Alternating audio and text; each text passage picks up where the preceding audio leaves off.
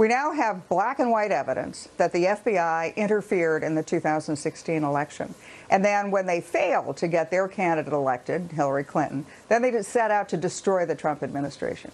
So then go up to 2020. It was the CIA this time that got involved in the 2020 election with those 51 former intel agents who talked about the Hunter Biden laptop as total Russian disinformation.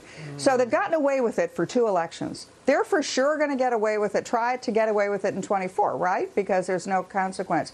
The difference is in 2024, the evidence is there.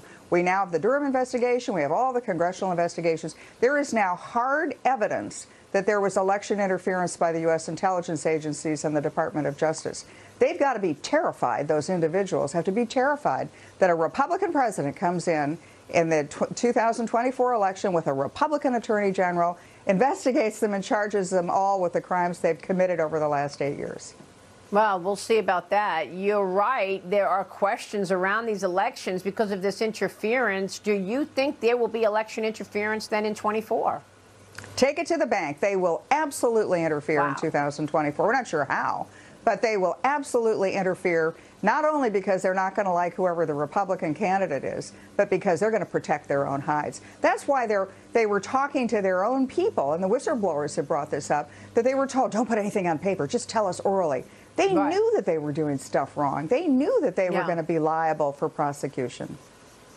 Yeah, it's too bad. I wish the media were more curious about all of this. Unfortunately, the media takes the narrative of the Democrat Party and runs with it and then tries to cancel anybody who's not on board.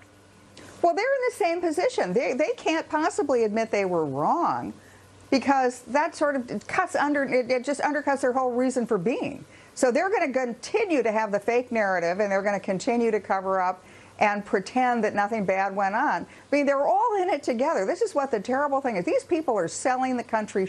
They're just selling us out, not only to foreign leaders, but they're interfering in our elections. They're tearing up the Constitution. Why? Because they want to protect their jobs. They want to protect their ratings. It just is.